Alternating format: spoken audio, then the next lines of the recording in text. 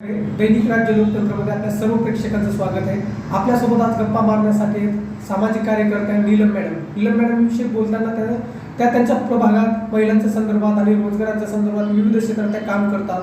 येणाऱ्या तरुणांसाठी रोजगार निर्मितीसाठी काम करतात. महिलांवर होणारे अन्याय त्यांना वाचा फोडण्यासाठी त्या काम करतात. ते आज जाणून घेऊया त्यांचा प्रवास हा कसा होता आणि त्यांनी सामाजिक काय कामं केले हे त्यांच्यासमोर जाऊन घे. नमस्ते, माझं नाव नीला राजगुरू. मी एक सामाजिक कार्यकर्ती गेली 10-15 वर्ष झाली या समाजासाठी काम करत आहे भोसरी विधानसभेतून. मी महिलांसाठी अनेक एक्सपो आम्ही भरवले होते रावेत या परिसरामध्ये. खूप चांगल्या पद्धतीने महिलांनी प्रतिसाद या एक्सपोला दिला होता. एका दिवसाला जवळजवळ 30,000 महिलांचा हे बेनिफिट त्यांना मिळालेलं होतं. आमचं एक्सपो भरवताना टार्गेट होतं की आम्ही 70 स्टॉल आम्ही उपलब्ध करून ठेवलेले होते, परंतु आम्ही 70 त्यांचं प्रॉफिटच एवढं जास्त झालं की आम्हाला 70पेक्षा 200-250 स्टॉल त्या ठिकाणी पेनुपीच्या माध्यमातून उपलब्ध करावे लागले. आणि हा स्टॉल आम्ही जवळजवळ 3 दिवसच भरवणार होतो, परंतु आम्हाला प्रतिसाद एवढा चांगल्या पद्धतीने मिळाला की आम्हाला 8 दिवस त्या स्टॉलसाठी घ्यावे लागले. म्हणजे एवढं छान आम्ही सामाजिक क्षेत्रामध्ये महिलांना रोजगार उपलब्धतेचं काम या ठिकाणी केलेले. आता महिलांच्या संदर्भात म्हणजे भविष्यात येणाऱ्या रोजगारांचे काय प्रश्न आहेत? आता रोजगारच पाहणं असे झालेले आहेत की आपले जे काही MIDC आहेत त्याच गुजरातला चाललेले आहेत. मग गुजरातला जात असतील तर सर्वसामान्य किंवा जे रोजगार लोक या ठिकाणी रोजगारासाठी आलेले आहेत आपलं स्वतःचं गाव सोडून, त्या लोकांनी जायचं कुठं हा प्रश्न आहे. नोकरीच्या संदर्भामध्ये व्यवसाय, मग आता त्यांनी काय करायचं? आता जे काय आपण नेते निवडून दिलेले आहेत भोसरी विधानसभेत, त्यांनी ठरवायला पाहिजे की आपल्या स्थानिक लोकांचं मत त्यांना पाहिजे असेल तर ह्या रोजगार हे मतदार या ठिकाणी स्थायिक झाले पाहिजेत. चांगलं रोजगार त्यांना मिळाला पाहिजे. तुम्ही महागाई एवढी वाढवली पण तुम्ही पगारच वाढवले नाहीत, करायचं काय हा प्रश्न आहे. पगार पण वाढवा ना तुम्ही. म्हणजे तुम्ही नेते मंडळी मोठी केली, जो ओनर आहे त्या कंपनीचा तो मोठा झाला, मग ज्या तुमच्या कंपनीमध्ये जो कामगार वर्ग आहे त्याला मोठं नाही का करायचं? त्याचा परिवार आहे, त्याच्या शैक्षणिक गरजा आहेत, त्याच्या परिवारातल्या सगळ्या सदस्यांचं आरोग्य आहे, अनेक समस्या आहेत. मग त्या सोडवायच्या कोणी? तुम्ही पगार पहिला वाढवा त्या लोकांचा, नोकऱ्या त्यांना व्यवस्थित द्या, त्या ठिकाणी त्यांना जे काही गरजा आहेत त्या गरजा त्या ठिकाणी त्यांच्या उपलब्ध करून द्या आणि रोजगार चांगल्या पद्धतीत सुरळीत ठेवा. आज पुण्यामध्ये महिला मोठ्या प्रमाणात आणले आहे, त्याच्या होणारी संख्या वाढली, याबाबत नेमकी काय भूमिका आहे आणि तुमचं काय म्हणणं आहे? गुंडगिरीच एवढी वाढली आहे की ती प्रवृत्त मानसिकता त्यांची प्रवृत्त करते.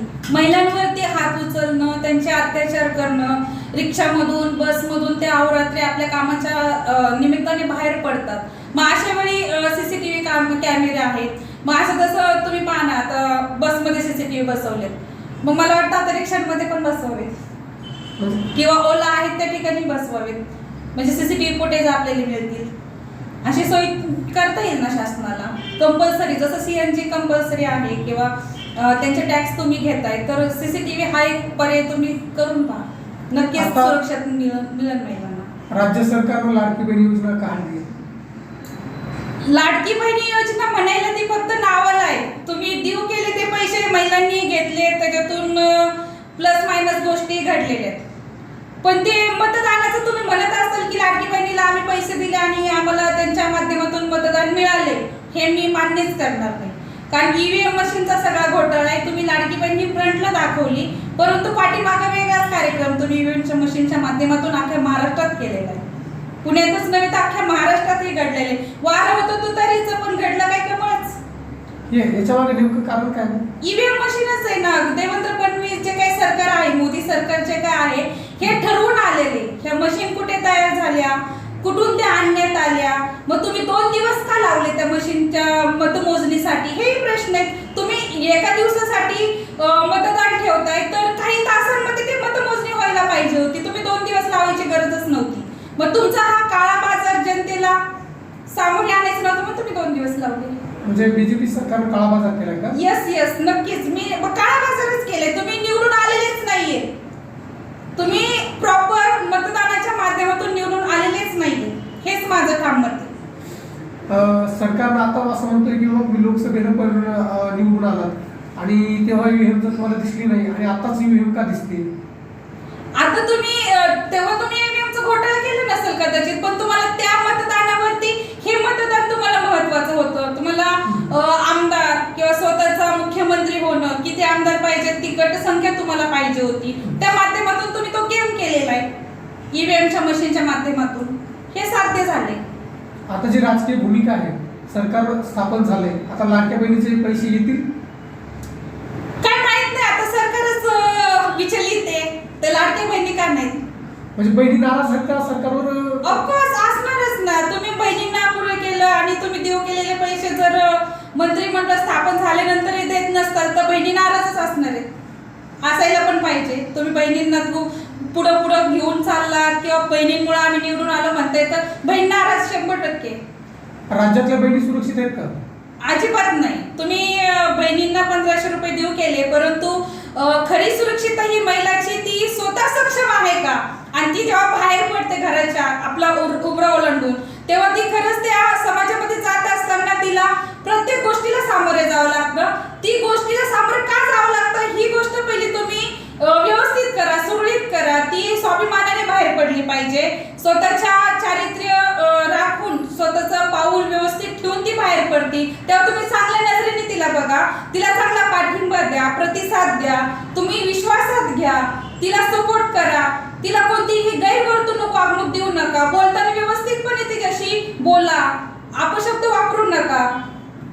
सरकारकडे काय मागणी तुमची आता? माझी सरकारकडे एवढीच मागणी आहे की महागाई वाढलेली, ती महागाई तुम्ही कमी करावी आणि जे काही रोजगार महाराष्ट्रातून गुजरातला जाते ते थांबवण्यात यावेत. कारण की बघा ना, यूपी बिहार मधून लोक या ठिकाणी कामगारासाठी आलेले आहेत. तेही लोक आहेत आणि आपलाही तरुण वर्ग आता याच्यासाठी कामगारासाठी तयार आहे. समाजासाठी कामगार म्हणून तो तयार झालेला आहे. मग त्याचं तुम्ही काम का हिरावून घेताय? तर त्याचं काम हिरावून घेऊ नका. गुजरातला जे काही उद्योगधंदे जात आहेत ते थांबवा. आपले उद्योग वाढले पाहिजेत, गेले नाही पाहिजेत. ते या ठिकाणी चांगल्या पद्धतीने काम करतील. आपला मराठी माणूस हा मोठा झाला पाहिजे, ही मानसिकता आपण सगळ्यांनी जपली पाहिजे. तुम्ही महिलांच्या रोजगारासाठी काम करता. आता सरकार महिलांना जे 2000 रुपये देते त्या योजनेतून खरंच रोजगार निर्मिती होतीये का त्याच्यातून काहीतरी महिलांची गळचेपी होती किंवा त्याला एक आमिष दिलं जाते? आमिषच दिलं जाते. गळचेपी म्हणजे पहा ना, तुम्ही 2000 दिले म्हणजे तिचा काही घरातला खर्च तो पूर्णपणे होत नाहीये, भागत नाहीये. काय करणार आहे ती करून करून? तुम्ही गॅस सिलेंडरचे भाव वाढवले, तेलाचे भाव वाढवले, तुम्ही एका म्हणजे इकडून देता आणि परत तुम्ही असं काढून घेता, ही पद्धत झाली. म्हणजे सोयीचं खायचं ते उरपट खाण्याची तुम्ही हे केली आहे, ते एक ना एकच झालेले. आता रोजगाराच्या संदर्भात नवीन तुमच्या हातात कुठले प्रोजेक्ट आहेत? रोजगाराच्या माध्यमातून जर आपण नवीन उद्योगधंदे आणायचे म्हटले तर महिला सक्षमीकरण हा पहिला मुद्दा आहे. त्यांना विश्वासात घेणं हा पहिला मुद्दा आहे. त्यांच्यापर्यंत जास्तीत जास्त पालिकेच्या माध्यमातून योजना निघणं महत्वाचं आहे, जेणेकरून स्वतःचा खिशातला जो काही 2 पैसे बाहेर जाणार आहेत ते वाचतील आणि ती महिला स्वमनाने चांगल्या अंतःकरणाने काम करण्यासाठी प्रवृत्त होईल. नगरपालिकेतून त्यांना पाठबळ दिलं पाहिजे, निधी उपलब्ध करून देणं गरजेचं आहे. काही बचत गटाच्या माध्यमातून वगैरे काम करता का? हो, बचत गटाच्या माध्यमातून पण आम्ही काम करत आहोत. बचत गट हा संघ आहे आणि अनेक सांघिक पद्धतीने आपण टीम वर्क करतो, तर खूप चांगल्या पद्धतीने महिला या ठिकाणी काम करतात. आतापर्यंत किती महिलांना रोजगार दिला? आतापर्यंत आपण एक्सपोच्या माध्यमातून खरंच चांगल्या पद्धतीने त्या महिला काम करत आहेत. म्हणजे शिवण क्लासच्या माध्यमातून ब्लाऊज शिवण्याचा असेल, नथ तयार करण्याचा असेल, गळ्यातील जे काही आपण आभूषण महिला परिधान करतात ते पण चांगल्या पद्धतीने महिला वर्किंग आहेत. धन्यवाद.